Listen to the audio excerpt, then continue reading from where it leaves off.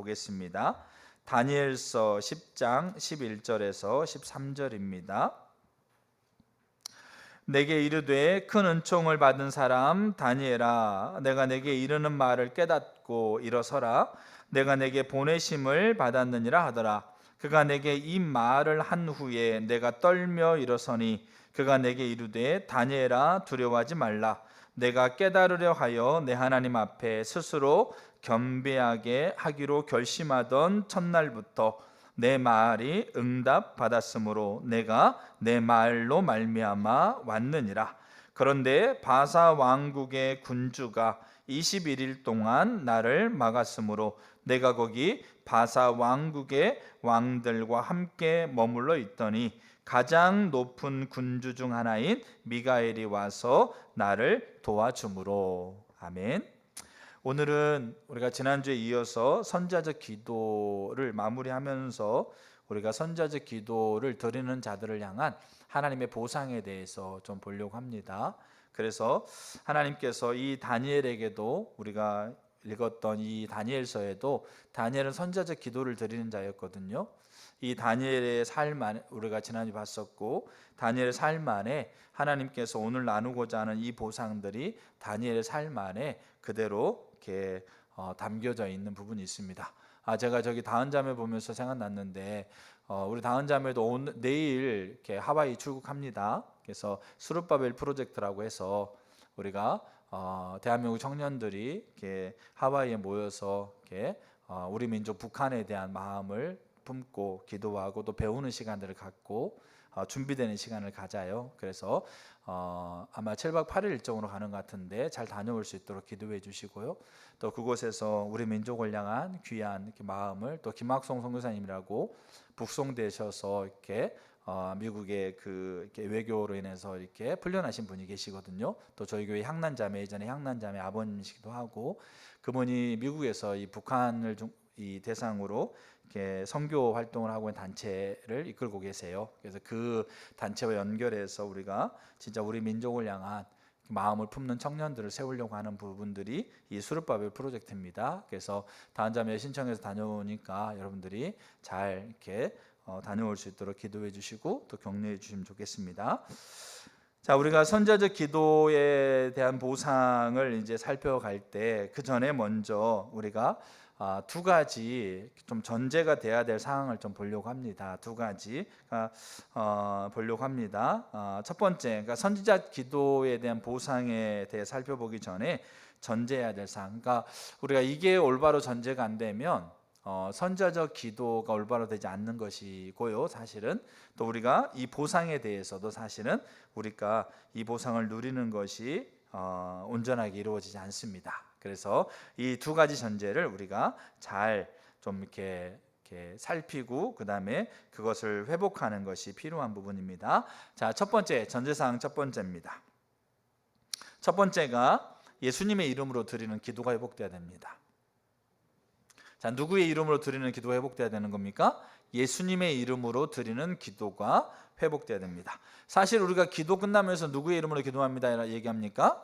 예수님의 이름으로 기도합니다. 그러니까 기도 아무리 해놓고 이렇게 예수님의 이름으로 기도합니다, 아멘 안 하면 기도가 안 끝난 줄 알아요. 다 눈 감고 있는 거죠.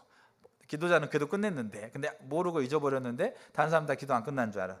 왜 그럴까요? 예수님의 이름으로 기도합니다라는 거 안 했으니까. 그러니까 우리는 예수님의 이름으로 기도합니다라고 아멘하고 기도를 마치는데 왜 그렇게 하는지를 우리가 이렇게 분명하게 알 필요가 있습니다. 그 다음에 두 번째 전제사항은 만나와 부추의 이야기입니다. 만나와 부추의 이야기. 자, 그래서 이제 그거를 간단하게 좀 이렇게 언급하고 보상에 대한 부분을 보려고 합니다. 첫 번째가 예수님의 이름으로 드리는 기도가 회복돼야 되는데 그거에는 두 가지 의미가 있습니다. 그러니까 예수님의 이름으로 기도를 드립니다, 아멘하고 하는 것을 우리가 기도할 때 우리가 그렇게 하는데 왜 그렇게 하느냐? 예수님께서 그렇게 하라고 그랬습니다. 자, 요한복음 14장 13절에 너희가 내 이름으로 무엇을 구하든지 내가 행하리니 이는 아버지로 하여금 아들로 말미암아 영광을 받으시게 하려 함이라. 내 이름으로 무엇이든지 내게 구하면 내가 행하리라. 그러니까 예수님 자신이 예수님의 이름으로 기도하라고 얘기하셨다라는 거죠. 그래서 우리는 예수님의 이름으로 기도합니다. 그럼 여기서 말하고 있는 예수님이 내 이름으로 너희들이 무엇을 구하든지 내가 행하겠다, 내가 그렇게 들어주겠다, 그러니까 이게 다 보상 아닙니까? 그러면 구하면 듣겠다라고 행하겠다고 하고 있는데, 그럼 예수님께서 자신이 자신의 이름으로 기도하라고 하고 있는 말의 의미가 뭐냐? 그 아래 첫 번째가 뭐냐면 예수님의 이름만이 우리가 하나님께 기도를 드릴 수 있는 근거, 자격을 갖게 합니다. 그러니까 우리는 구원받을 때, 저 여러분들 구원받을 때 구원받을 만한 자격이 있었습니까? 저 여러분들이 하나님의 자녀가 되고 하나님의 아들이 되고 하나님의 양자가 되어져서 그 하늘을 유업으로 우리가 상속받는 것에 저 여러분들이 뭔가 하나 보탠 게 뭔가 하나 있을까요? 뭐 이렇게 의의 한 가락이라도 우리가 그것에 우리가 보태고 우리가 덧붙일 게 있어요, 없어요? 우리 가운데 없다라는 거죠. 그러면 어떻게 구원받았습니까?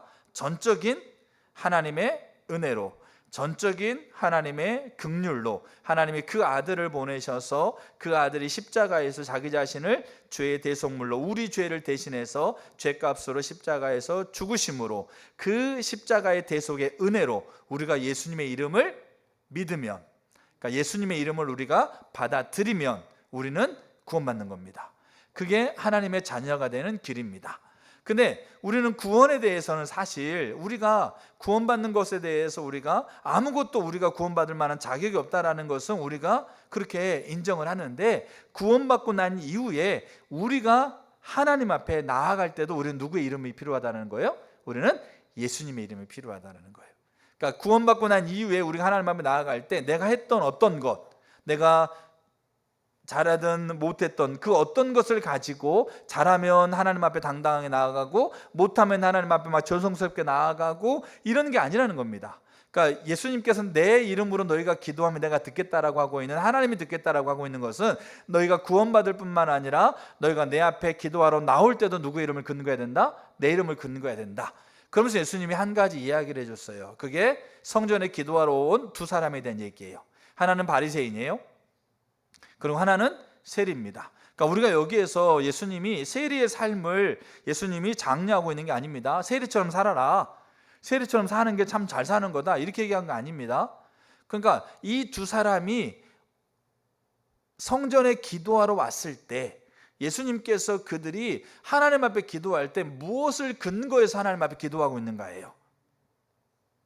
근데 저 여러분들이요, 그러니까 우리가 선제적 기도를 드리는 자들은 하나님이 보상하세요. 근데 거기에 우리가 이 전제돼야 될 부분들이 올바로 돼야 이 보상이 우리 가운데 올바로 주어지는 거고, 이 전제값이 올바로 돼야 우리가 이 보상이 하나님께서 우리 가운데 주시고 계시는구나라는 것을 신뢰할 수 있는 거죠. 그중 하나 예수님의 이름인데, 바리새인들이 들어왔어요. 성전에 들어와서 어떻게 하는 겁니까? 저는 세리와 같지 않습니다.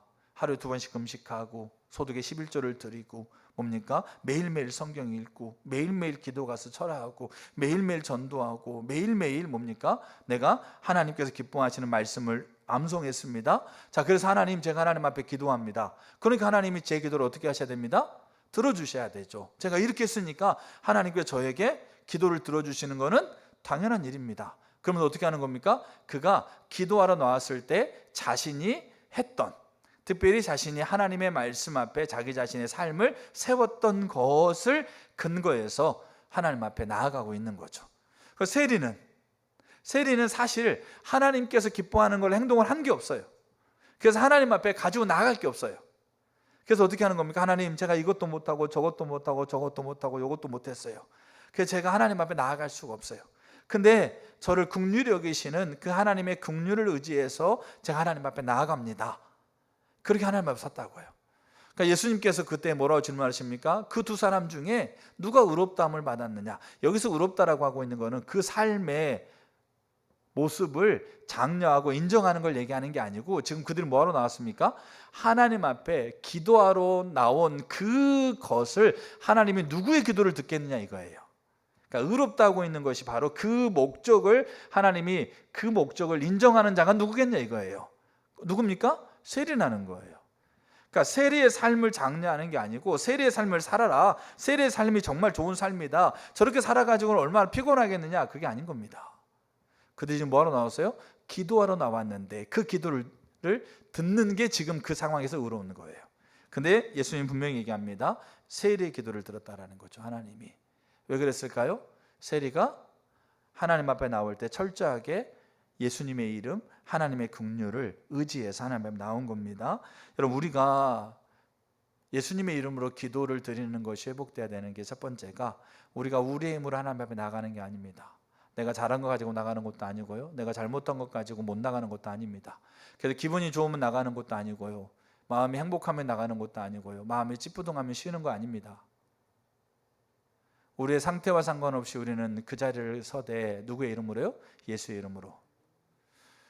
최근에 저에게도 하나님이 매일매일 하나님 앞에 예수의 이름으로 서는 것이 얼마나 기쁜가, 얼마나 소중한가. 그러니까 그 시간에 아무것도, 내 눈에 아무것도 안 보여도 진짜 예수님의 이름으로 그 자리에 서는 것, 그 시간을 내가 지킬 수 있는 것이 얼마나 행복한가를 더 보이는 것 같았었어요. 그러니까 그 자리를 어떻게 해서든 지키려고 노력을 합니다. 때로는 욕심이 약하기 때문에 그렇게 못할 수 있는데 정말로 그 시간이 소중하다는 게 더 보여요. 근데 그때 제가 새벽에 일어날 때 진짜 가기 싫다, 오늘은 쉴까, 뭐 이렇게 생각해요. 근데 그 마음 가지고 나와요. 그래서 그 마음 가지고 나오면 예수님이 기도 들으시겠냐고요. 가기 싫다, 오늘은 좀 자면 좋겠는데 그냥 자고 그냥 뭐 다 이해해 주겠지 그렇게 하고 나옵니다. 새벽에. 뭐 매일 그렇진 않아요. 근데 그 시간에 나와요. 나와가지고 그 앞에 설 때요, 제가 그 마음 같지 않습니다. 그 시간에 제가 나아갈 수 있는 유일한 근거이신 예수님의 이름을 의지합니다. 그리고 전심으로 주를 높이려고 모든 걸 다 쏟습니다. 그러니까 그렇게 해요. 때로는 눈 번쩍, 그 전에 막 번쩍 떠져, 야 정말 가고 싶다, 정말 가는 게 야 정말 좋은데, 그렇게 나옵니다. 제가 반대만 나온 게 아니고요, 좋아서 막 기뻐서 기대되면 나옵니다. 그럼 그 자리에 섰을 때 그거 가지고 갈까요? 아닙니다. 그럼 저는 바리새인이 되는 거예요. 철저하게. 그러니까 우리가 예수의 이름으로 기도하는 거예요. 그래서 우리가 때를 따라 돕는 은혜의 보좌 앞에 예수님의 그 십자가의 길을 따라서 담대히 나아가는 거죠. 그러니까 때를 따라 돕는 은혜라는 것은 시기적절한 은혜거든요. 그러니까 저 여러분 가운데 우리의 삶 안에서 시기적절하게 은혜가 필요한 때가 어느 때일까요? 어느 때 같으세요? 매분 매초입니다. 그러니까 이 말은 뭐냐면, 기도할 때만 하나님의 이름을 의지하라가 아니고 너의 삶 인생 전체가 누구를 근거해라? 예수 근거해라, 이런 말입니다. 시기적절한 은혜는 우리의 삶의 매분 매초마다 시기적절한 은혜가 필요한 거죠. 그리고 예수님의 이름으로 기도하라고 하고 있는 그 말의 의미 중에 또 하나가 뭐냐면, 예수님을 위해서 기도하는 겁니다. 예수님의 이름을 수단 삼지 말라는 겁니다. 그러니까 우리는 기도할 때, 우리는 그렇게 얘기를 해요. 제가 어떤 분을 기도하는데 그런 부분이 있었어요. 기도하는데, 그거는 이렇게 두시고, 그러니까 우리가 필요하고 우리가 원하고 우리가 있어야 되고 우리가 관심 있는 거 다 하나님 앞에 다 달라고 요구합니다. 그렇게 뭡니까? 리스트 싸가지고 매일매일 필요하고 원하고 있어야 될 거, 갖춰져야 될 거, 바라보고 있는 것들을 하나님 앞에 구하죠. 구하라고 그랬으니까 구하죠. 그리고 마지막에 뭐 합니까? 마지막에 예수의 이름으로 기도합니다 라고 하면 이게 버튼을 누른 것처럼 생각해요. 마치 버튼을 누르면, 돈 넣고 자판기 버튼을 누르면 그게 나와야 되는 거예요. 저는 그렇게 예수의 이름을 그렇게 생각하는 거예요. 근데 예수의 이름으로 기도하라는 것은 원하는 것을 다 얘기해놓고 거기에 마지막으로 예수의 이름으로 기도하면서 그것을 주는 것처럼 그렇게 여기는 것을 얘기하는 게 아니라 예수님을 위해서 기도하는 겁니다. 선자적 기도라는 말 자체가 하나님 얼굴을 구해 나아가는 거거든요. 하나님의 약속을 부여잡고 그 약속이 이루어지도록 간절하게 기도하는 거. 그러니까 하나님의 뜻이 뭔지, 예수님이 뭘 원하시는지, 예수님이 어떤 의도를 가지고 계시는지, 예수님께서 어디에 계시는지, 예수님께서 우리를 어디로 이끌어 가시는지, 예수님과 내 인생에 예수님께서 무엇을 말씀하시는지, 예수님께서 교회에 무엇을 원하시는지, 우리가 어떻게 하는 겁니까? 그거를 예수님께 묻고 그걸 기도하는 거예요. 그럼 우리의 삶은 그러면 뭐 이렇게 하나님 앞에 우리가 하나님 앞에 아뢰는 것이 그럼 필요 없는 건 아니죠. 여기서 말하고 있는 것은 우리가 가지고 올 자세를 얘기하는 겁니다. 그래서 예수님의 이름으로 기도하는 것이 우리 가운데 회복돼야 됩니다. 그게 첫 번째 전제 사항입니다. 자, 두 번째 전제사항이 뭐냐면 만나와 부추 이야기입니다. 만나와 부추 이야기가 뭘 의미하는 건지, 자, 민수기 11장 1절 한번 보겠습니다. 우리 안에서 정말 많이 보이고 있는 태도 중에 하나가 이 부분이라고 저는 생각해요. 저도 예외가 아니었었고, 만나와 부추 이야기인데, 자, 민수기 11장 1절부터 7절까지를 제가 읽을 텐데 같이 한번 눈으로 한번 읽어보시면 좋겠습니다. 여호와께서 들으시기에 백성이 악한 말로 원망하며 여호와께서 들으시고 진노하사 여호와의 불을 그들 중에 붙여서 진영 끝을 사르게 하시매 백성이 모세에게 부르짖음으로 모세가 여호와께 기도하니 불이 꺼졌더라. 그곳 이름을 다베라라 불렀으니 이는 여호와의 불이 그들 중에 붙은 까닭이었더라. 그들 중에 섞여 사는 다른 인종들이 탐욕을 품음에 이스라엘 자손도 다시 울며 이르되 누가 우리에게 고기를 주어 먹게 하랴? 우리가 애굽에 있을 때에는 값 없이 생선과 오이와 참외와 부추와 파와 마늘들을 먹은 것이 생각나거늘 이제는 우리가 기력이 다하여 이 만나 외에는 보이는 것이 아무것도 없도다 하니 만나는 가시와 같고 모양은 진주와 같은 것이라. 자, 여기에서 만나와 부추 이야기가 무슨 이야기 같으세요? 만나와 부추 이야기. 매일매일 광야에서 만나가 내렸습니다. 이거 어마어마한 하나님의 은혜입니다. 그 광야 척박한 땅에서 매일매일 그들이 먹을 수 있는 양식을 매일매일 만나가 내리는 것, 하나님께서 그들 가운데 내리시는 가장 최고의 은혜입니다. 근데 그게 시시한 거예요. 그러면 어떻게 보이는 거예요? 애굽에서 먹었던 마늘과 부추, 자극적이고 즉각적이고, 근데 사실 여기 뭐라고 그러냐? 우리가 애굽에서 값없이 먹었다. 여러분, 그들이 애굽에서 어떻게 살았어요? 아침부터 저녁까지 노예 생활하죠. 자식 낳았는데 아이가 남자하면 죽였거든요. 그러면서 뭡니까? 그 부추, 마늘, 생선, 오이, 참외 이거 뭐 풍성하게 먹었겠어요? 아닙니다. 근데 애굽이 가지고 있는 그 화려함들, 즉각적이고 내 입맛에 맞고 내 생각에 맞고 내가 원하는 것에 맞는, 근데 그것이 우리 가운데 있어야 된다는 얘기인 거예요.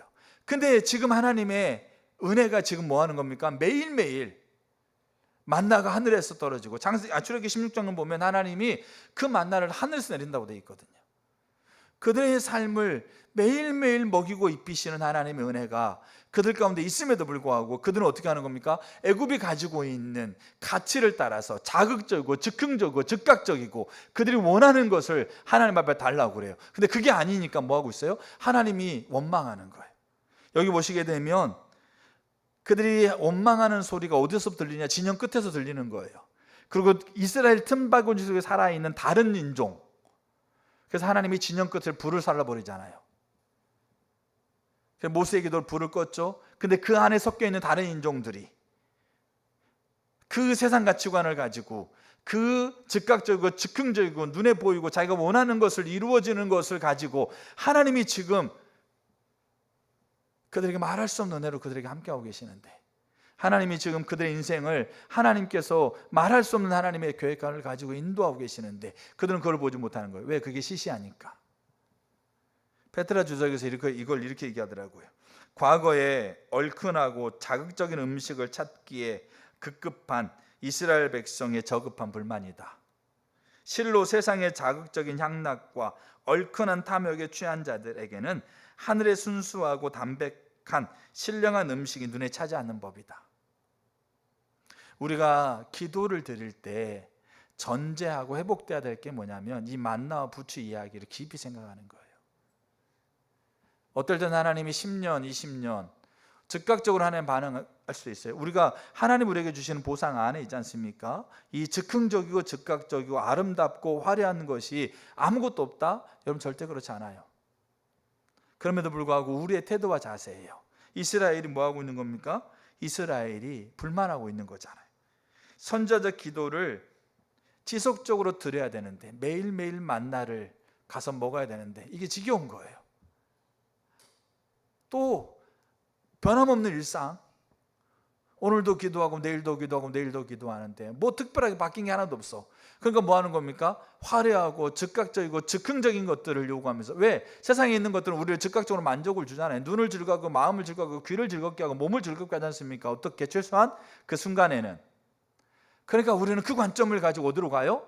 우리가 지금 선지자 기도를 드리고 있고 그렇게 하나님 앞에 기도하고 있는 그 자리에 가면서 하나님이 마치 없는 것처럼, 하나님 안 계시는 것처럼, 하나님이 분명하게 이 보상으로 우리 가운데 함께하고 계심에도 불구하고 우리는 그것이 시시해 보인다고요. 그것 말고요, 이거요. 당신이 내려와야지, 당신이 메시아 아닙니까? 그렇게 얘기하고 있는. 그래서 선지자적 기도를 지속적으로 드려야 되는 것이 만나를 먹는 건데, 근데 우리는 그것에 불만이 있는 거예요. 진영 끝에서 그 인종 가운데 섞여져 있는 이들이 인한 뭡니까? 세상이 화려하고 즉각적이고 그리고 눈에 쉽게 즉시 들어오는 것들로 우리가 서려고 하는 것이 선지자적 기도를 드리는 삶의 자리에 우리가 보상을 하나님께서 우리 가운데 살펴가기 전에 전제해야 될 얘기예요. 근데 이게 저에게도 예외가 없었고 우리 지체들 한 분 한 분들에게도 제가 최근에 1년 여러 가지 상황들 속에서요, 이게 많이 보이는 것 같았었어요. 이런 관점으로 얘기하고 있는 게 많이 제게 보이기도 하고, 저도 이런 관점으로 저도 판단하면서 힘이 빠질 때도 있었고, 만나와 부추의 이야기가 우리 가운데 더 이해되기를 축복합니다. 선지자적 기도를 드리는 자들의 보상을 살펴가기 전에 이 전제사항이 회복되기를 축복합니다. 반드시 그렇게 되셔야 돼요. 그래야 우리는 우리의 소명이 하늘까지 연결되어 있기 때문에 하나님께서 우리를 그렇게 인도해 가실 거예요. 그래서 옥스퍼드 주석에서 어떤 부분을 얘기하고 있는데 이거는 정말 강한 얘기예요. 사실은 여기 섞여져 있는 무리들 있지 않습니까? 이들은 이스라엘 수에 세지 않습니다.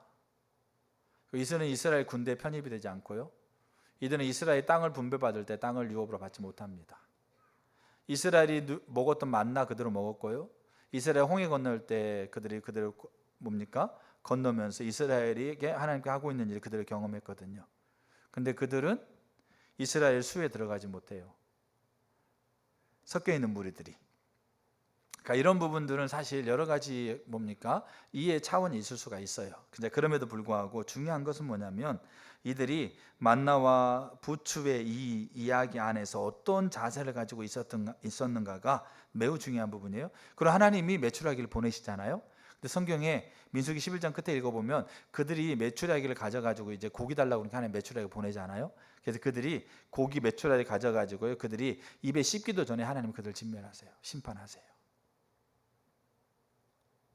하나님 굉장히 두려운 하나님이세요. 사실은 자기의 이름의 영광을 아끼시는 분이세요.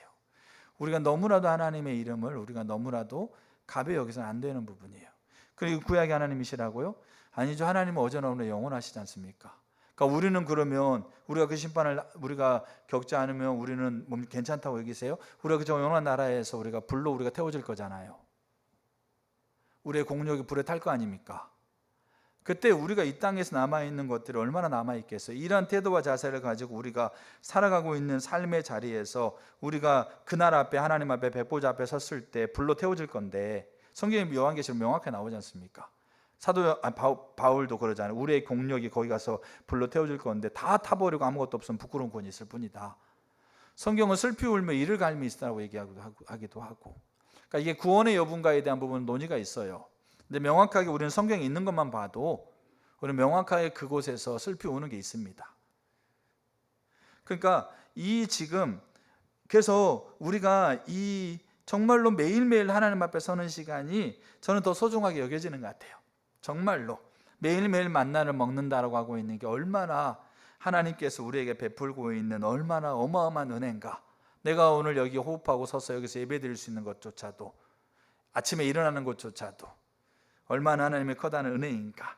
그러니까 우리가 선지자적 기도를 드릴 때 우리가 이게 전제가 돼야 되는 겁니다. 자, 이제 큰 두 번째입니다. 자, 그렇게 이러한 게 전제와 우리가 그동안 살펴왔던 것 안에서 선지자적 기도를 들어가고 있는 자들에게 하나님께 주시는 보상이 있습니다. 유익이 6가지가 있는데 간단하게 좀 살피겠습니다. 자, 유익 첫 번째입니다. 첫 번째가 하나님과의 친밀한 관계가 더 깊어져 갑니다.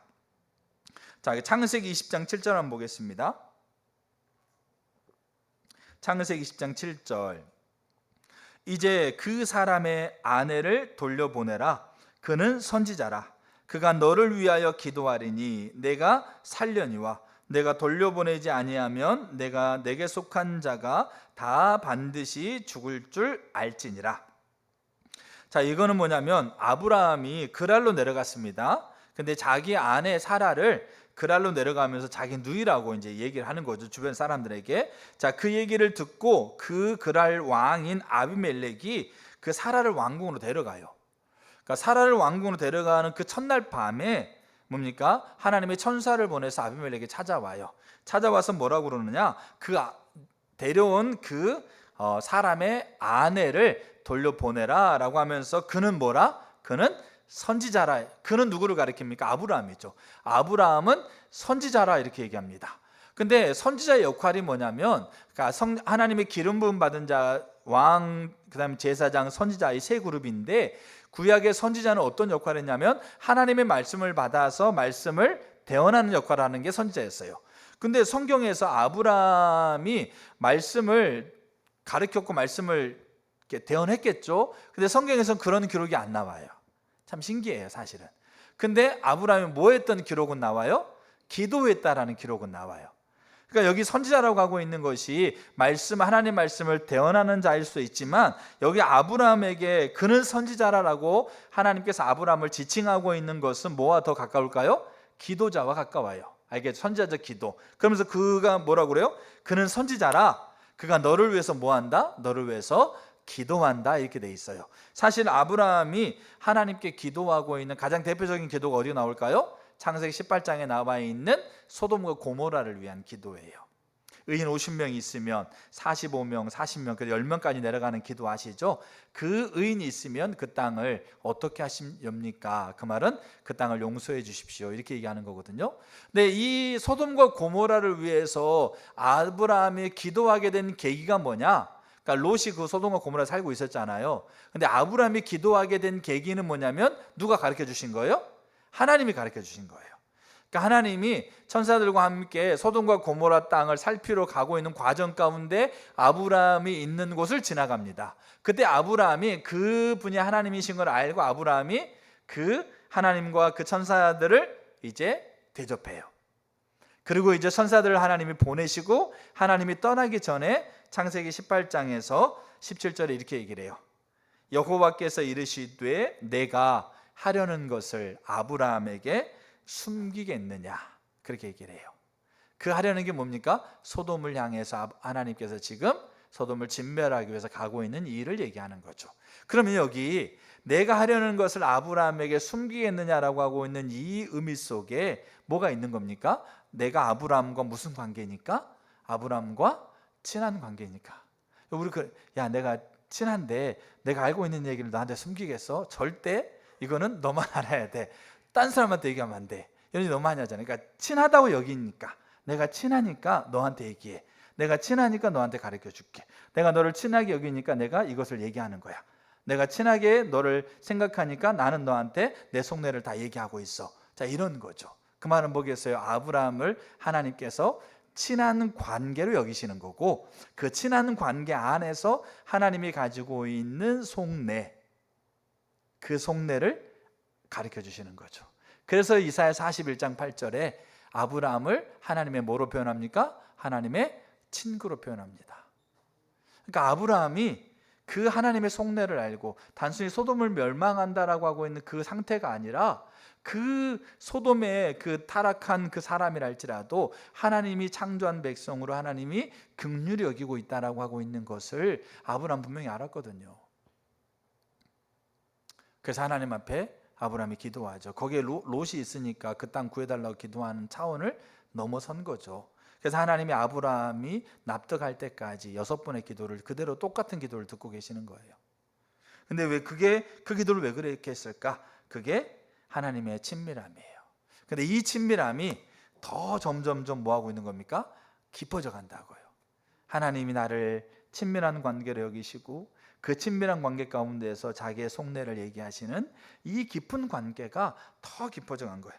사실 하나님과의 친밀함의 이 보상만이라도 우리는 충분한 거예요. 정말로. 세상에 진짜 친한 친구 한 명만 있어도 사람은 성공했다고 표현하더라고요. 정말로. 예수님이 친구라고 표현하잖아요.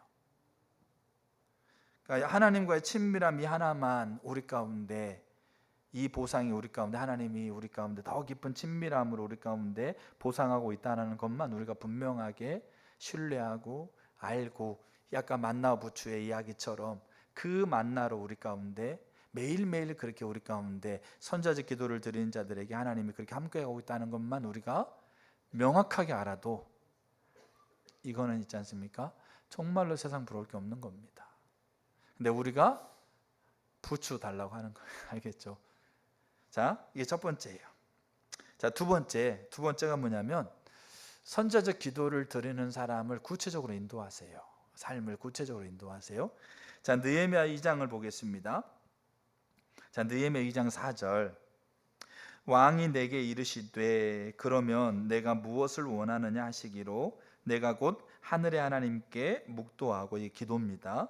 왕에게 아뢰되 왕이 만일 좋게 여기시고 종이 왕의 목전에서 은혜를 얻었사오면 나를 유다 땅 나의 조상들의 묘실에 있는 성읍에 보내어 성을 건축하게 하옵소서 하였는데, 그러니까 이게 무슨 말이냐면 느헤미야, 우리가 많이 들었지 않습니까? 느헤미야는 그 왕의 술을 맡은 관원이었습니다. 직접 왕에게 술을 따를 수 있는 그 왕의 최측근이었죠. 그리고 느헤미야가 살고 있는 곳은 왕의 별장과도 같았습니다.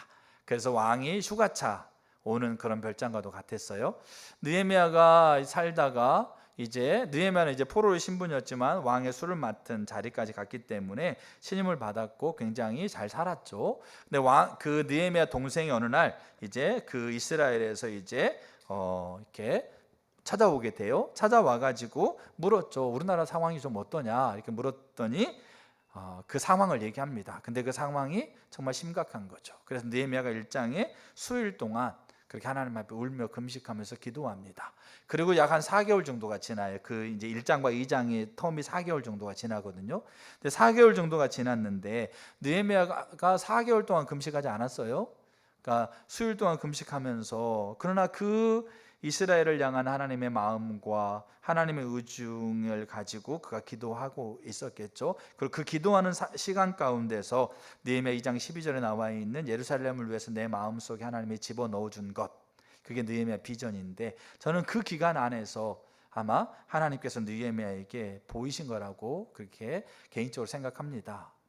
그 다른 때도 있었겠지만, 그렇게 4개월 지난 다음에 왕이 와서 연회하면서 이 왕 앞에서 그 술을 따를 때 느헤미야 얼굴이 수심이 있었거든요. 근데 그것이 자신이 수심이 있는지도 몰라요. 사실 우리가 삶에 어려운 일이 있거나 막 힘든 일이 있게 되면 나도 모르는 사이에 얼굴에 뭐가 있는 겁니까? 근심빛이 있죠. 그래서 우리 흔히 얘기하잖아요. 너 얼굴 참 안 좋다. 너 요즘 뭔 일이 있어? 이렇게 하는 게 뭡니까? 우리 얼굴에 그대로 드러나는 거잖아요. 그래서 우리 얼굴이 전도지예요, 사실은. 그러니까 우리가 예수 믿는 사람의 얼굴이 곧 예수님을 드러내는 거입니다. 근데 느헤미야가 그 마음 안에 수심이 있었어요. 그 이스라엘과 이스라엘 백성들과 하나님의 뜻을 향한 수심이 있어서 왕 앞에 술을 따를 때 얼굴에 근심빛이 있었죠. 그걸 왕이 발견해요. 그래서 왕이 느헤미야에게 물어요. 네가 무슨 일이 있느냐. 그래서 느헤미야가 기도하는데, 이 기도는 뭐냐면 그 선자적 하나님의 뜻과 의중을 물어봤던 기도의 연장선상이에요. 지금 내가 왕의 술을 따르면서 얼굴에 근심해서 내가 큰일 났다. 주님, 저 살려주세요. 어떻게 얘기해야 될까요? 주님, 저에게 지혜를 주세요. 이거 아닙니다. 그 상황을 모면하고 해결하기 위한 그 일이 아니에요. 그러면 이 대답이 나올 수가 없어요. 아침에 잘못 잤다든지, 아침에 밥을 먹었는데 뭐 소화가 안 됐는데 뭐 이렇게, 그러니까 이 말이 나올 수가 없어요. 근데 이 기도는 뭐냐? 그 찰나에 드리는 기도인데, 이 기도는 그가 지금까지 하고 있었던 기도의 연장선상 안에서 하나님이 지금 뭐 하고 있는 거죠? 왕에게 내가 그것을 나눌 수 있는 자리를 허락하고 있는 거라는 것을 그가 명확하게 저는 생각했다고 생각해요. 그러면서 어떻게 하나님, 왕이 저한테 묻는데 저거 어떻게 할까요? 하나님, 저에게 인도해 주세요. 저에게 가르쳐 주세요. 그 찰나의 순간에 하나님께서 그에게 지혜를 주세요. 그에게 말씀하세요. 그러면서 어떻게 합니까? 우리나라 상황이 이런데 이 나라를 위해서 제가 가도록 이렇게 허락해 달라고. 그렇게 해서 왕의 허락을 받아가지고 느헤미야가 이스라엘로 오게 돼요. 총독으로 오게 돼요. 조서를 가지고 총독으로 오게 되는 거예요. 근데 이 구체적으로 하나님께서 그 삶을 구체적으로 그 다음 단계 어떻게 해야 될지 어떻게 하는 겁니까?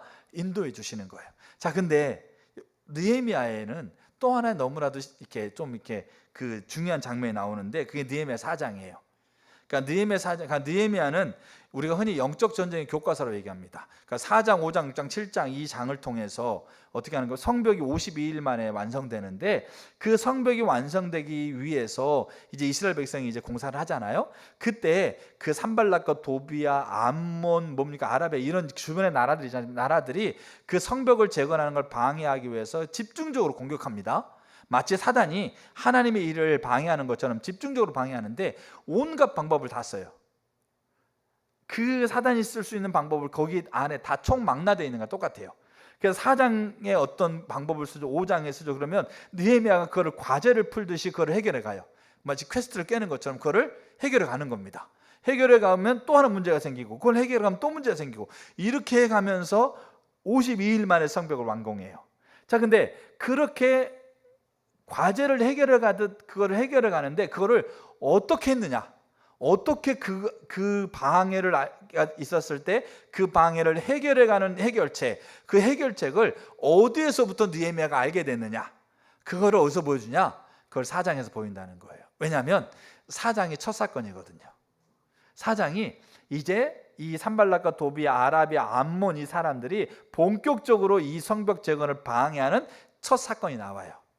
이 첫 사건이 이제 느헤미야가 어떻게 그 첫 사건을 풀었느냐가 4장, 5장, 6장에 나와 있는 그 사단의 온갖 내적으로 외적으로 온갖 방해의 그 문제를 해결하고 있는 그 해결책을 보여주고 있어요. 왜냐하면 5장, 6장에 느헤미야가 막 기도했다는 얘기가 안 나오거든요. 근데 이게 전제가 되어 있는 거예요. 자, 보세요.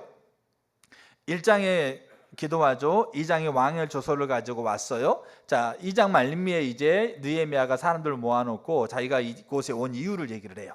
내가 하나님께서 내 마음속에 예루살렘에서 무엇을 할 것이 내 마음속에 보였고 내가 그걸 가지고 왔다. 우리가 다시 수치를 당하지 말자.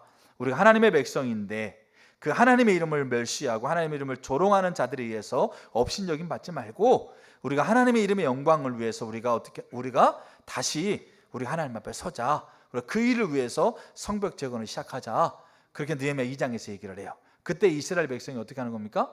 다 거기에 하나님이 주시는 은혜로 동참하게 돼요.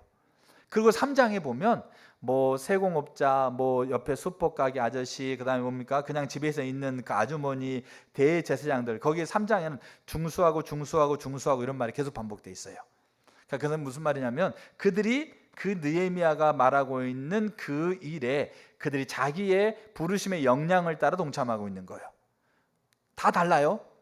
이게 건축에 무슨 금세공업자가 건축에, 수법가게 아저씨가 건축에 뭔 알아요? 근데 문짝을 달고 창문을 달고 다 중수하고 그렇게 움직이는 것을 보니까 한 절반 정도 그렇게 막 그 이스라엘 백성이 마음 모아서 막 하는 걸 보니까 산발락과 도비아가 처음에는 야 느헤미야가 와도 뭐 되겠냐? 뭐 저 상태에서 뭔가 아무것도 안 되니까 염려하지 마라. 그렇게 하고 있었는데 이스라엘이 막 힘을 모아가지고 막 하나씩 하는 거예요. 문짝도 달고 창문도 달고 알겠죠? 그렇게 벽돌도 쌓아가고 하니까 그러니까 이 산발락과 도비아가 이제 그 주변에 있는 나라들이 이제 이것이 긴장이 되는 거예요.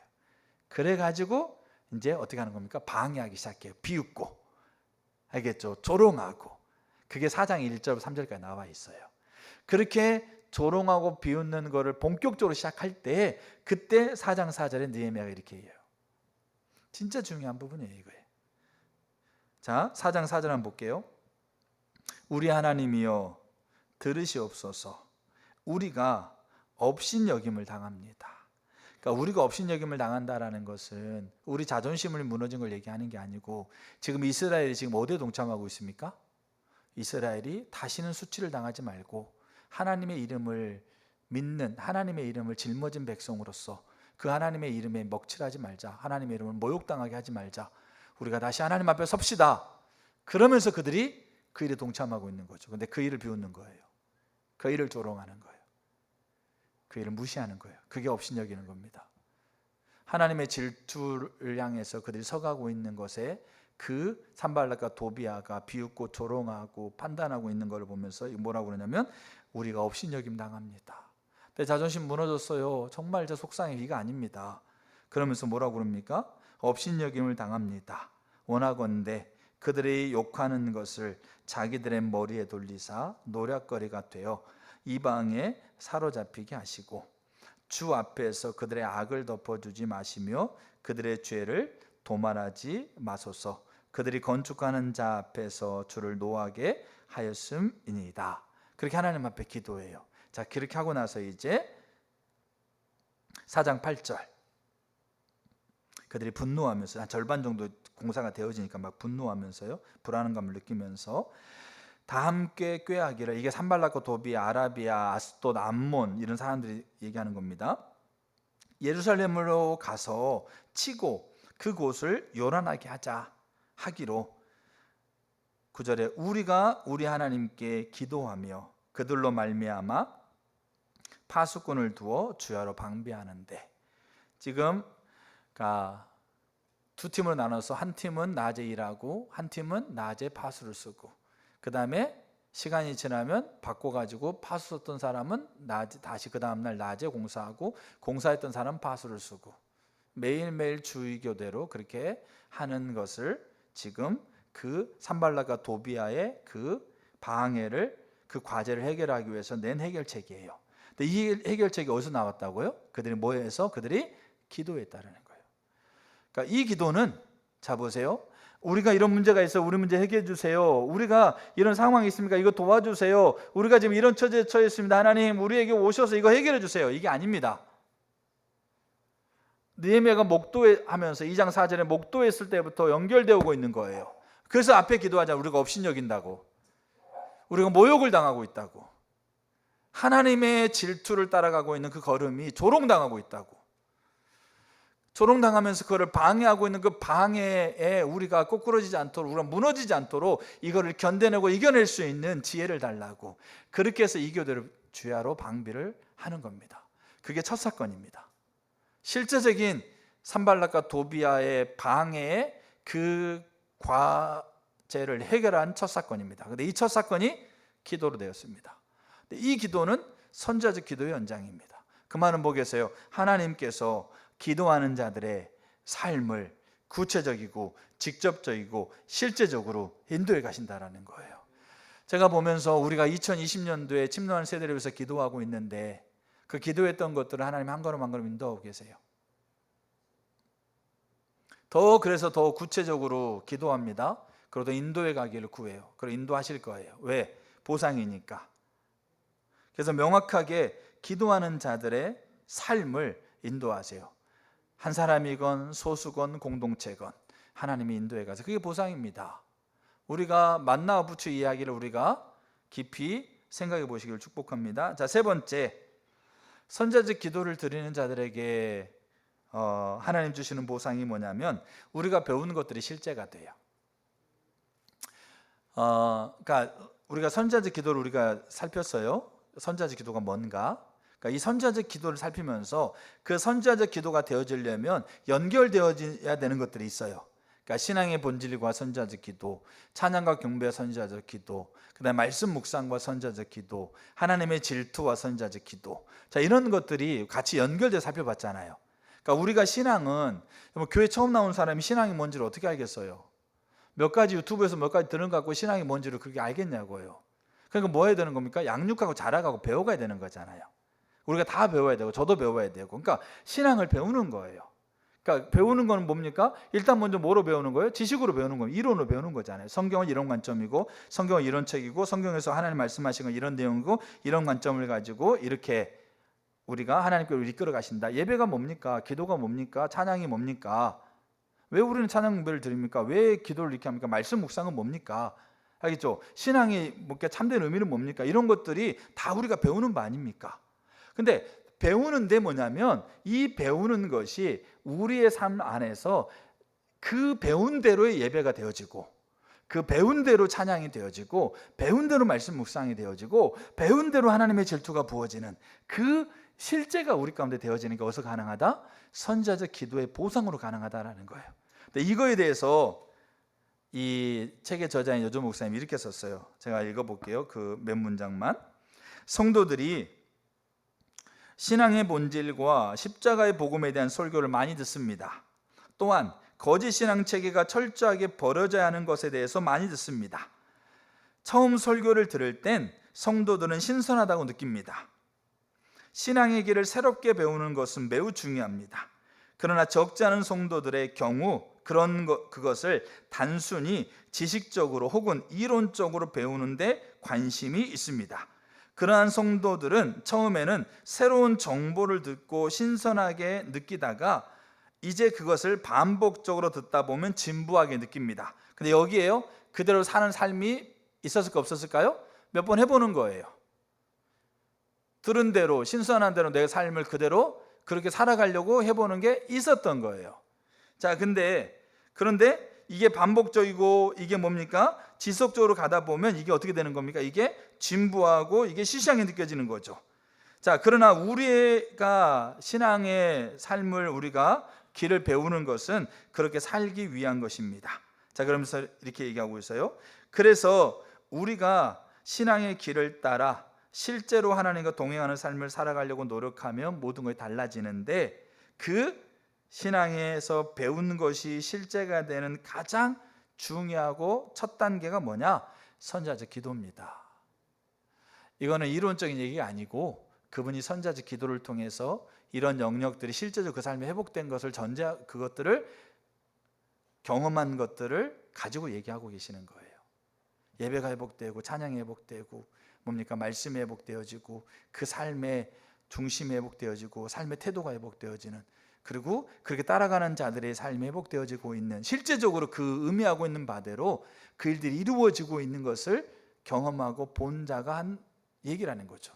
근데 그게 어디서 가능했다? 가장 핵심이 선자적 기도였다. 그러니까 선자적 기도가 사실 우리가 배우는 삶을 실제가 되게 하는 그 보상으로 주어집니다. 왜냐하면 선자적 기도가 그게 다 연결되어 있으니까 그래요.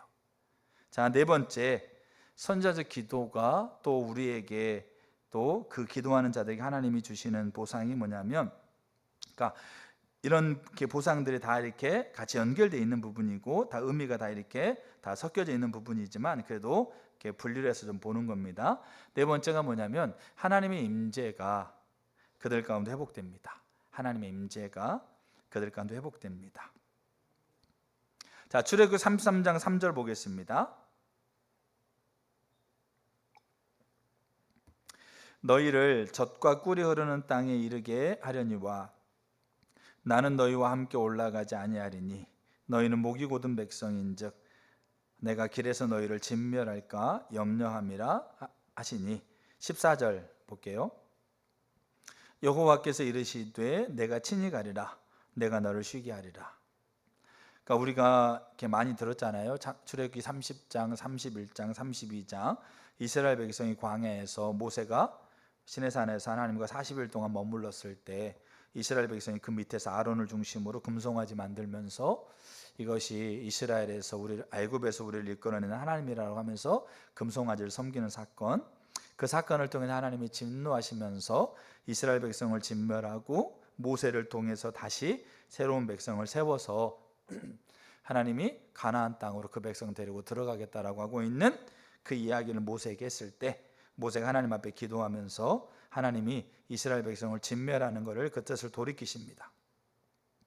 돌이키시고 나서 하나님 모세에게 내가 이 백성들을 데리고 너희들이 이 백성을 데리고 모세에게 네가 이 백성을 데리고 가나안 땅 들어가게 하겠다. 천사들을 보내서 가나안에 있는 12부족을 다 죽이고 너희들이 그 땅을 차지하게 하겠다. 자, 그러면서 뭐라고 그럽니까? 근데 나는 너희와 함께 갈 수 없다.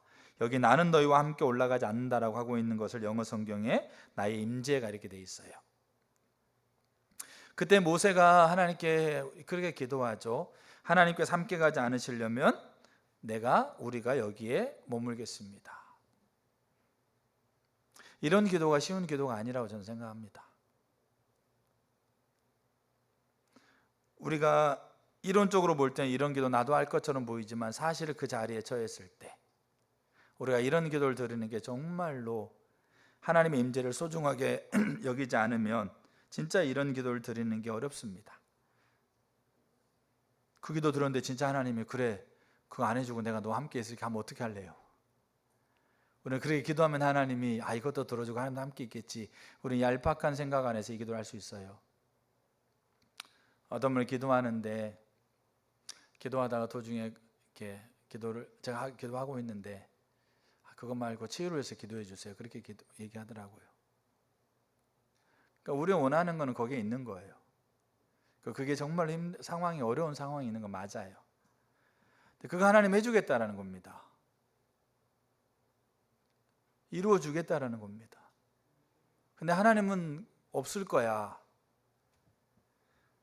그러면 우리가 이 기도 진짜 이론에 의해서는 우리가 지금 있는 자리를 할 것처럼 보이는데 실제로 그 상황에 가서는 우리가 정말 이게 어려운 거예요. 왜냐? 하나님의 임재를 소중하게 여기지 않으면. 근데 모세는 하나님 임재가 소중했어요. 근데 참 신기한 건 있잖아요. 하나님도 하나님 임재를 소중히 여깁니다. 그러니까 하나님 임재는 하나님 자신이 우리 가운데 실제적으로 함께 하심으로 우리에게 흐르는 생명 임재인데 모세는 그 임재를 소중히 여겼는데요. 하나님도 자신이 하나님 백성들과 함께 있는 걸 소중히 여깁니다. 그래서 그 임재를 향한 질투가 있어요. 하나님이.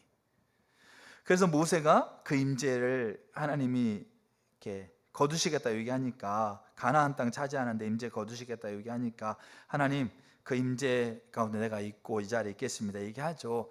그러니까 하나님 모세의 마음을 아시고 내가 친히 가겠다. 그게 뭐냐면 내 임재가 친히 너와 함께 하겠다 그렇게 얘기하는 겁니다. 그래서 이 모세가 드리는 기도는 선지자적 기도의 연장선인 걸 꼭 기억하시고요. 그 기도 아래 뭐가 되는 겁니까? 하나님의 임재가 그들 가운데 함께 있는 거예요. 그러면 하나님 임재가 소중합니다. 그럼 하나님 임재가 왜 소중할까요? 하나님 임재가? 그럼 하나님 임재가 왜 모세는 하나님 임재를 소중하게 여겼잖아요. 왜 모세는 하나님 임재를 소중하게 여겼을까요? 여러 가지 이유를 제가 간략하게만 언급만 하겠습니다. 가장 첫 번째가 하나님의 임재는 하나님 자신이기 때문에 소중합니다. 우리가 우리의 자녀들 소중히 여기잖아요. 왜요? 매일 나한테 용돈 주고 공부 잘하고 똑똑하고 뭐 잘생기고 막 난리 나니까? 아니죠. 내 자녀니까 그런 거예요. 그냥 같이 있는 거예요. 그냥 소중한 거예요. 하나님 임재, 모세는 하나님 임재가 소중했어요. 왜요? 하나님 자신이니까 소중했습니다. 그게 하나님 임재, 우리 하나님 백성들과 함께 있는 임재를 왜 하나님 소중히 여길까요? 그 하나님 백성들에게 뭔가 요구할 게 있으시니까 뭔가 달라고 뭔가 이렇게 줄 거니까 아니죠. 그들이 내가 사랑하는 자들이니까 그런 겁니다. 하나님이 세상을 이처럼 사랑하사. 그래서 모세는 하나님 자신이기 때문에 임재를 소중히 여겼어요.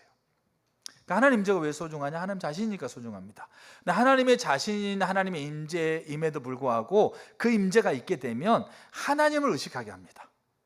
하나님을 의식하게 해요. 그러니까 하나님이 여기 계시구나. 여러분 지금 여기 하나님이 계신다는 걸 의식하세요? 이거 어떻게 가능할까요? 하나님 임재가 있으면 가능해요.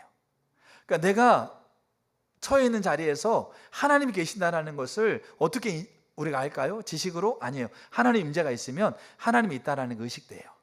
그래서 다윗이 그래요. 내가 음부에 처할지라도 하나님께서는 그곳에 계십니다. 그럼 내가 정말 원수의 돌팔매질하여서 죽을 자리에 있어도 하나님 그곳에 계십니다. 그거 어떻게 알았을까요? 하나님 임재가 그곳에 있으니까 그런 거예요. 하나님의 임재가 하나님을 의식하게 하면 우리는 많이 바뀝니다. 우리의 태도가 바뀌고 우리의 언어가 바뀌고 우리 행동이 바뀌어요. 여러분 보세요. 집에 혼자 있을 때하고 내가 가장 존경하는 분이 나와 그 자리에 함께 있을 때하고 우리 태도와 언어가 같습니까? 틀립니까? 심지어 젊은 목사님이라 하더라도 목사님이 집에 신방 가도 자세가 다르시잖아요. 근데 하나님을 의식하게, 하나님, 만왕의 왕이여 만군의 주여 만주의 하나님이시고 영광의 본체이신 하나님이 이곳에 계신다? 야, 이거는 내가 지금 음부의 자리에 놓여 있는 곳에 계신다? 내가 지금 아무것도 내가 지금 느껴지지 않는 척박한 자리에 하나님이 계신다? 그거 인식하면 달라지게 있어요, 사람이. 하나님 임재가 그게 소중한 거예요. 그리고 하나님 임재가 왜 소중하냐면 하나님 임재는 죄를 깨닫게 해요. 죄의 각성이 하나님 임재 안에 있습니다. 그 하나님 임재, 하나님을 의식하면서 하나님의 계심으로 하나님의 기준을 어긋난 걸 보게 됩니다. 나에게, 우리에게, 나라에. 왜 보게 할까요? 돌이키려고, 회개하라고. 그리고 하나님의 임재가 하나님의 뜻을 알게 하고, 하나님의 임재는 초자연적인 하나님의 능력, 왜 그 임재에서 생명이니까 그 능력을 우리에게 누리게 하고, 그리고 하나님 임재는 우리를 부르신 유혹과 밀접하게 연결되어 있습니다. 우리를 이 땅에 부르신 그 부르심을 성취해 가는 데 있어서 하나님 임재 없이는 불가능합니다. 그러니까 이런 것들이 하나님 임재가 소중한 이유들이에요. 근데 여기에 있는 이유 중에서 뭐 능력도 있고 뭡니까? 회개도 있고 그다음에 뭐 유업도 있고 이런 부분이 있겠지만 모세에게 있어서 그 하나님의 임재를 소중히 여기는 가장 핵심은 하나님 자신이었기 때문에 그렇습니다. 다윗도 그러잖아요. 내가 단 한 가지를 구합니다. 바울도 그러지 않습니까? 내게 가장 최고의 가치. 모세도 마찬가지고. 그러니까 선지자적 기도를 드린 사람들은 그런 보상을 받을 수밖에 없는 게 뭐냐면 그거를 위해서 하나님 앞에 기도하고 서거든요, 사실은. 하나님 얼굴을 구하는 게 선지자적 기도 아닙니까? 그러니까 그렇게 기도하는 자들은 그렇게 하나님 보상한다라고 하고 있는 명확한 뭐가 있겠어요? 명확한 신뢰가 있는 겁니다. 그러면 매일매일 만나가 매일매일 떨어져도, 그럼 만나 외에는 아무것도 없어도 괜찮은 겁니다. 그 마음이, 그 삶이. 그럼 그 삶에 부추와 부추와 뭡니까? 마늘을 먹는 일이 없겠느냐? 아니죠. 하나님 인도해 가는 과정 안에서 이제 나중에 이제 마지막으로 볼 그 삶을 하나님이 책임져 가시는 그 자리에서는 때로는 우리의 필요를 채워주시고 기대하지 않는 것 이상으로 하나님 채워가는 부분도, 화려함도 거기에 다 포함되어 있습니다. 자, 그래서 네 번째 하나님 임재고요. 자, 다섯 번째가 하나님께서 우리의 기도를 들으시고 응답하신다. 자, 요한계시록 16장 1절 한번 보겠습니다. 요한계시록 16장 1절. 또 내가 들으니 성전에서 큰 음성이 나서 일곱 천사에게 말하되 너희는 가서 하나님의 진노의 일곱 대접을 땅에 쏟으라 하더라. 그러니까 요한계시록은 이 땅의 마지막 새하늘과 새 땅이 이루어지기 위해서 하나님께서 이 땅에 재림주로 예수님이 오시는 그 마지막 때를 환상을 보면서 이제 예언하고 있는 책입니다. 그리고 우리의 역사 가운데 일이 일어날 것이고요. 그러니까 그러면서 이제 세 가지 심판을 하나님이 보냅니다. 그러니까 연대기적인 순서가, 순차적인 순서가 아니고요. 하나의 심판, 세상 끝에 한 번에 일어날 거거든요. 근데 그 한 번에 일어나는 것을 다각도로 그 심판을 표현하고 있어요. 그 다음에 나팔, 세 번째가 대접. 그리고 세 번째 심판을 하나님이 마지막 심판이라고 표현해요. 이거는 순차적으로 마지막이라는 것을 얘기하는 게 아니라 이제 하나님이 의도하셨던 모든 것들이 완전하게 이루어지는 심판이기 때문에 하나님이 15장 16장에 나와 있는 대접 심판을 마지막 심판이라고 얘기를 해요. 근데 이 마지막 심판을 대접 심판이라고 얘기를 해요. 대접.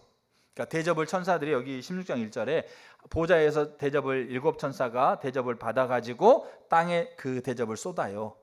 7번 쏟거든요. 그럼 7번 그 이제 심판이 벌어진다는 거죠. 그러면 이 심판을 왜 대접 심판이라고 그러느냐? 마지막 심판을 왜 대접 심판이라고 얘기하느냐? 자, 그게 요한계시록 5장과 연결되어 있어요. 자, 5장 8절에 이렇게 되어 있습니다. 그 두루마리를 취하심에 네 생물과 24장로들이 그 어린 양 앞에 엎드려 각각 검은고와 향이 가득한 금 대접을 가졌으니 이 향은 성도들의 기도들이라. 그러니까 우리가 이 땅에서 드리는 기도가 여기 나와 있는 것처럼 이제 그 천사들이 그 기도를 금 대접에 담아서 어디로 가져가는 겁니까? 저 하늘 보좌로 가져가고 그 보좌에 쏟는다라는 거죠.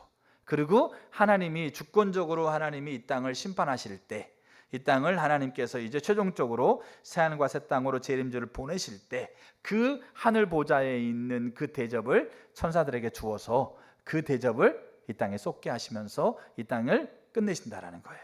그리고 새 하늘과 새 땅, 이제 거기에는 천년 왕국과 이제 심판이 그 앞에 이제 기록되어 있거든요. 그 일을 하신다라는 거죠. 그게 마지막 때에 하나님께서 하시는 그 일을 보여주고 있고, 마지막 심판이 그렇게 보여주고 있고, 그 심판을 대접이라고 하고 있는 거죠. 그럼 이 왜 대접이라고 얘기하느냐? 그 하나님의 주권적인 섭리 아래서 이루어진 일을 할지라도 뭐와 연결되어 있다? 기도와 연결되어 있다라는 거죠. 성도의 기도를 들으시고, 그리고 하나님의 때에 하나님 방법으로 응답하시는 그것을 지금 마지막 재림 때에 그 일을 말씀하시면서 보여주는 거예요. 그러면 그게 마지막 때 한 번에 일어난 일이냐? 그러니까 이 땅이 끝나는 것은 마지막이지만 이 원리 있잖아요. 하나님이 그 하나님의 백성들의 기도를 들으시고 이 땅에 그 대접을 쏟으면서 하나님의 일을 이루시는 그 원리가 그 마지막 때 한 번 일어날 거냐? 아니면 지금도 지속되고 있는 과정이냐? 뭘까요? 지금도 지속되고 있는 과정이라는 거죠. 지금도 지속되고 있는 과정이고, 이제는 더 이상 그 기도할 필요가 없는 그 마지막 새하늘과 새 땅을 위한 그 일을 위해서 이제 이 요한계시록 16장에 나와 있는 거죠. 그 말은 뭐겠어요? 지금도 하나님은 우리의 기도를 금 대접으로, 이 기도는 선자적 기도예요. 그 기도를 금 대접에 기도향을 담아서 하늘 보좌로 하나님이 올리우시고 계신다는 거예요. 그리고 우리의 기도가 그 하늘 보좌에 그렇게 쏟아지는 거예요. 그게 하나님이 들으시는 거예요. 그러면 그 하나님께서 이제 하나님의 때와 하나님의 방법으로 그 일을 이루시기 위해서 그것을 이 땅에 쏟으시는, 그래서 하늘에서 이루신 뜻이 이 땅에 이루어지도록 기도하는. 근데 그 뜻을 언제, 어떻게, 누구와 함께? 그건 누구의 소관이세요? 하나님의 소관이세요. 그러니까 우리가 매일매일 하나님 앞에, 우리가 몇 시간 하나님 앞에 기도하는 것이 얼마나 가치 있고 소중하다라는 것이, 우리가 이런 거 하나만 봐도 우리의 기도를 듣고 계시는구나, 내 기도가 지금 하늘에 그 보좌에 쌓아지고 있구나, 이게 그 선자적 기도를 드리는 보상으로 명확하게 우리 가운데 신뢰가 된다고 한다면 우리의 기도가 허투루 되어질 수가 없는 거예요. 그러니까 우리가 기도하고 있는 그 시간들이 결코 가치 없이 흘러가고 있는 시간이 아니라는 겁니다. 그러니까 만나가 내려주고 있는 것이 어마어마하게 큰 은혜라고 하고 있는 거예요.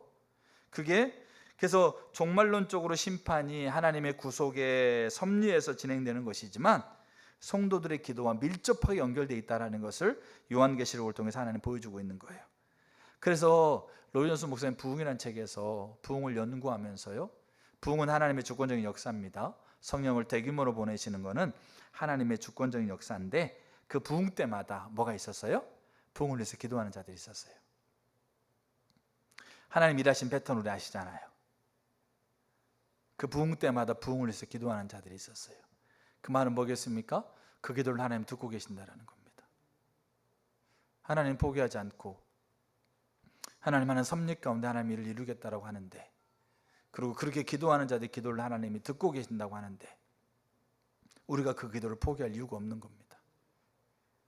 그래서 우리는 그렇게 지속적으로 그렇게 하나님이 우리의 기도를 듣고 있다라고 하고 있는 게 보상입니다. 근데 여기에 한 가지 우리가 유념할 게 있어요.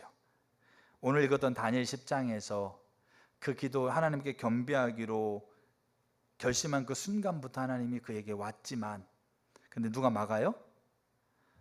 바사 왕이 막죠. 바사의 군대가 막아요. 그게 뭐냐면 이 영적 전쟁과도 같아요. 하나님이 분명하게 기도를 듣고 있는데 그 기도 듣고 있다라는 것을 가로막는 게 사단이에요. 내 기도를 듣는 것에 대한 확신을 갖게 만들지 못하는, 내 기도를 듣고 있다고 한다면 부추처럼 마늘처럼 생선처럼 오이처럼 참외처럼 이게 되어져야 된다고 하고 있는 가치관들, 그런 것들로 우리가 하나님이 내 기도를 듣고 있다고 하고 있는 사실 자체를 무력화시켜버리는 방해가 있다는 거죠. 그게 21일 동안 걸렸어요. 37에 20일. 근데 죄송합니다. 다니엘은 명확한 확신이 있었거든요. 그러니까 포기할 수 없는 거예요. 그 일이 이루어질 때까지, 그 일을 하나님이 하신다고 말씀하신 그 약속을 붙들고 그 약속이 이루어질 때까지, 내가 기도하고 내 때 안 되면 하나님은 다음 세대 때 이룰 것이고, 그 다음 세대가 안 되면 그 다음 세대가 이룰 것이고, 우리는 그 명확한 비밀을 다 알지 못하지만 하늘나라에 가서 우리는 분명하게 보일 거예요. 내가 기도했던 것들을 어떻게 하나님이 들으시고 어떻게 하나님께서 내가 내 때 아니면 내 다음 때, 내 다음 때 하나님의 일에 그것들이 어떻게 사용됐는지 저는 명확하게 볼 거라고 생각해요. 그래서 저는 제가 기도하는 것을 한 번도 후회하거나 낙심하려고 하는 생각이 들 때 이거를 기억해요. 제가 선지자직 기도에서 마지막 날에 금요일 날 그거 세계를 뒤바뀐 부흥의 불길이라는 책이 있어요.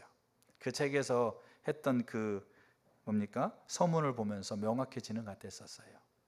어떨 때는 이 시대의 부흥이요 전 시대의 기도를 통해 이루어지는 것도 있어요.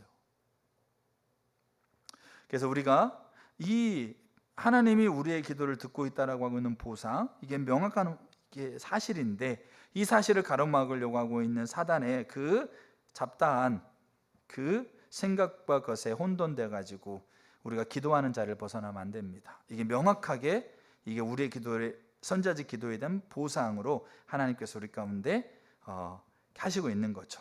그래서 하나님께서 기도를 분명하게 듣고 계신다는 확신을 선지자직 기도를 드리는 자들에게 하나님께 또 허락하기도 하세요. 자, 마지막 6번째입니다. 자, 마지막 6번째가 하나님께서 중보 기도자들의 삶을 하나님이 책임지십니다. 열왕기상 19장을 보면 엘리야가 그 18장에서 바알과 아세라 850명과 불을 내리는 대결을 했지 않습니까? 그래서 바알과 아세라가 아무리 외쳐도 하늘에 불을 내릴 수가 없죠. 왜냐하면 바알과 아세라는 거짓이니까, 만들어내는 것이니까. 그러니까 불을 내리지 못했어요. 근데 엘리야가 이제 하나님 앞에 기도하면서 18장의 기도가 선지자적 기도인데 기도하면서 하나님 앞에 불을 내려달라고 간청하자 하나님이 기도를 들고 불을 내렸죠. 그랬었더니 엘리야가 이스라엘 백성들에게 기온 시내가에서 850명을 다 죽이게 합니다. 바알과 아세라 850명 선지자들을. 이 850명이 누구의 후원을 받고 있었냐면 이세벨의 후원을 받고 있었어요. 알겠죠? 이세벨이 집중적으로 어떻게 보면 양성하고 주도하고 있는 사업과도 같았어요. 바알과 아세라를 숭배하게 하는 것이. 근데 그 바알과 아세라의 가장 영향력 있고 대표적인 사람들, 그 대표격인 850명이 다 죽어버렸잖아요. 그러니까 이세벨이 엄청나게 분노해가지고 이스라엘 백성들 향해 천명합니다. 내가 엘리야 죽이겠다. 그게 19장에 나와요. 그러니까 그냥 마음에 다짐한 게 아니고 그냥 아예 그냥 선포해버렸어요. 그 얘기가 엘리야에게 들려요. 그 전에 850명과 대결하면서 하늘에 불을 내려달라고 했던 엘리야가 그 이세벨이 자기를 죽인다는 소리를 듣자마자 마음에 공포감이 들어가지고 도망갑니다. 광야로 도망가서 하룻길을 광야 깊은 곳 도망가서 그 광야에서 앉아가지고 뭐라고 그래요? 하나님 저 죽여주세요. 제가 이세벨에게 가서 잡혀 죽느니 차라리 하나님이 저 여기서 죽여주세요. 차라리 죽는 게 낫습니다. 자, 그만하렵니다.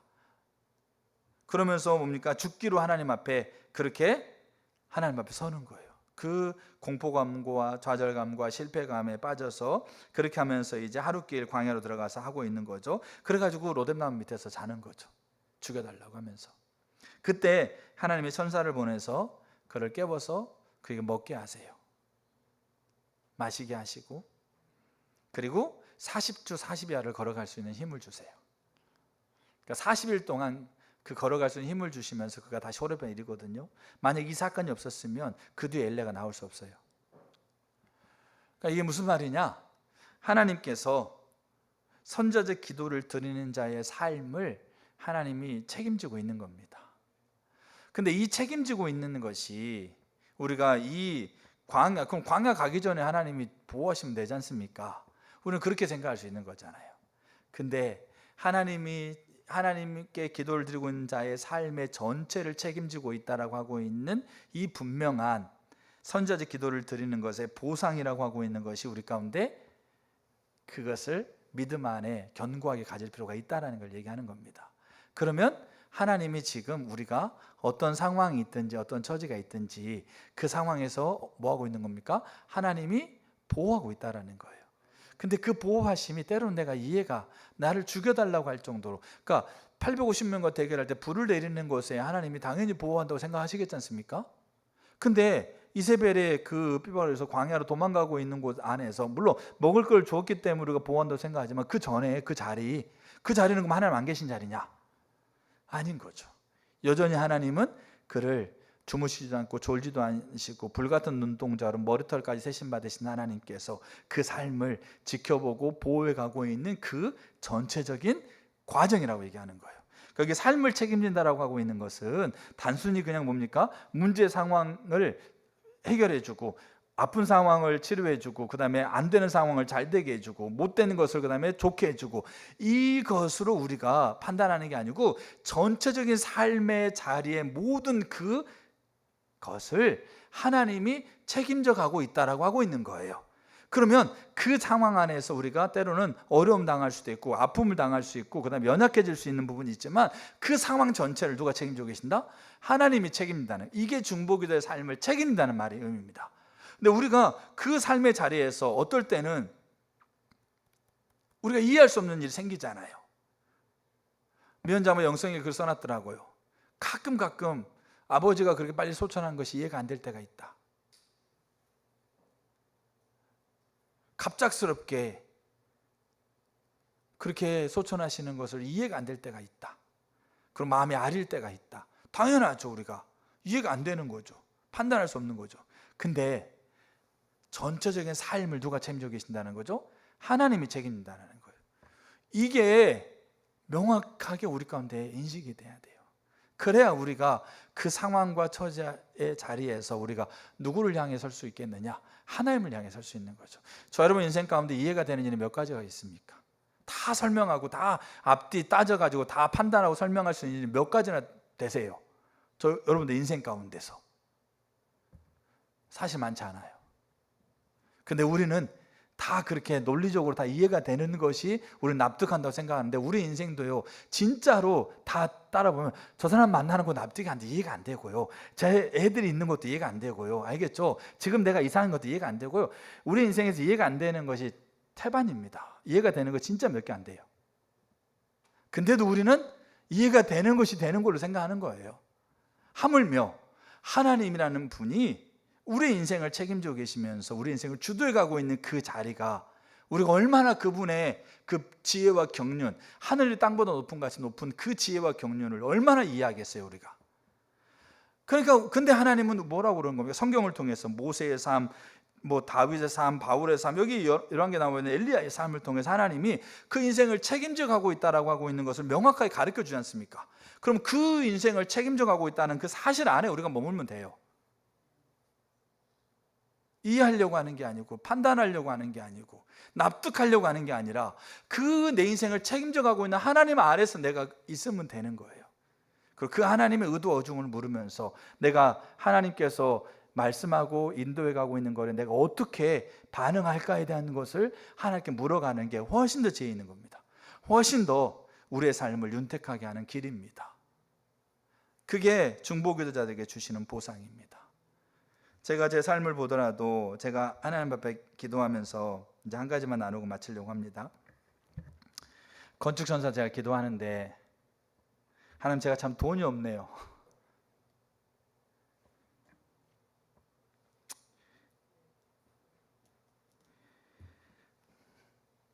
헌금하고 싶어도 돈이 없어 못합니다. 제가 돈 버는 직업은 아니기 때문에.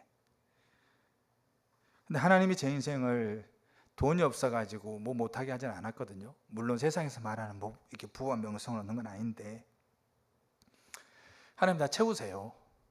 근데 정작 하나님께서 마음 주셔서 기도하고 그렇게 하는데 어떤 마음을 주시고, 근데 제 자산을 다 털어봐도 돈 나올 구멍이 없어요. 그래서 이제 할부로 하려고 하는데, 일시불은 힘드니까 할부로 하려고 하는데, 그래도 어떤 정도의 금액을 좀 말씀하셔서 하나님 앞에 기도하고, 근데 그 하나님 채우셔야 돼요. 근데 문제는 뭐냐면, 그렇다고 해서 제가 제 삶의 인생에서 하나님이 부족하게 한 게 없어요. 제가 교회에서 받는 사례비 외에 하나님이 주시고 있는 수입들을 따로 기재하거든요. 받을 때마다 주시는 것들을 보고 볼 때마다 기도하고 그 내용을 제 핸드폰에 적어요. 왜요? 그거 모아가지고 따로 11조 하려고, 필리핀으로 보내려고 적어요. 어느 때 보면 깜짝 놀래요. 정말로 말로 할 수 없을 정도로 내 필요를 채워가고 있는 걸 봐요. 그러면 제 삶에 어려움이 없느냐? 그렇지 않죠. 여러 가지 환경 가운데 어려움이 있죠. 근데 제가 보는 거예요. 이 전체적인 제 인생의 삶을 하나님이 책임지신다. 그 제 인생의 삶을 하나님이 저 영원한 날까지 하나님께서 명확하게 책임진다라고 하고 있는 확신이 더 분명해져요. 그래서 부족해도 괜찮아요. 부족하게 받고 부족하게 없어도 괜찮아요. 왜? 하나님이 책임지는 자리 안에 내가 있는 겁니다. 그러니까 그 부분이 더 명확해지니까 제가 가지고 있는 그 삶의 모든 부분 안에서 여러 가지 부분들이 더 많이 더 이렇게 걸러지는 부분이 있어요. 사실은 아까 이제 돈이 없다고 얘기한 거는 실제로 그런 부분이 조금 있는 부분인데 너무 과장해서 말씀드린 부분이 있다면 이렇게 죄송하고요. 그래서 우리가 이 선지자적 기도를 들어가고 있는 자들의 삶을 하나님께서 어떻게 보상하시는가에 대한 이 부분들이 저 여러분들에게 좀 더 비춰지기를 축복합니다.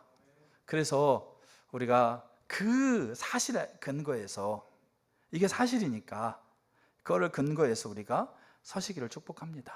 제가 침례 그 뭡니까 개미군단, 그 다음에 하늘날 학교 그 뭡니까 입출금 내역들을 보면서 정말로 지체들이 이렇게 이름 없이 밑도 없이 그렇게 하나님 앞에 헌금하고 동참하고 있는 걸 보면서 정말로 너무나도 감사해요. 감격스럽고 그 보상을 하나님이 다 하실 거라는 명확한 인식을 갖고 하늘의 보화를 쌓아두고 있는 삶을 살아가고 계시는 거잖아요. 그 삶이 여유롭고 넉넉해서가 아니고 그렇게 하나님이 주시고 있는 부분 안에서 그 삶을 동참해 가고 있는, 때로는 물질로, 때로는 몸으로, 때로는 지식으로, 때로는 기도로 그렇게 가고 있는 부분들을 보면서 정말로 이 하나님께서 주시고 있는 이 선자적 기도를 드리고 있는 자들의 보상이 우리 가운데 더 분명해지기를 더 갈망하게 됩니다. 저 여러분들에게 그런 은혜가 더 있기를 축복하고 이렇게 이번 주 매단, 다음 주 매단 집회를 위해서도 좀 기도해 주시면 좋겠어요. 그래서 하나님 있으라고 있는 자리에 있으려고 기도하면서 가는 부분이어서 은혜가 필요하니까 여러분들 기도해 주시면 좋겠습니다. 기도하겠습니다. 우리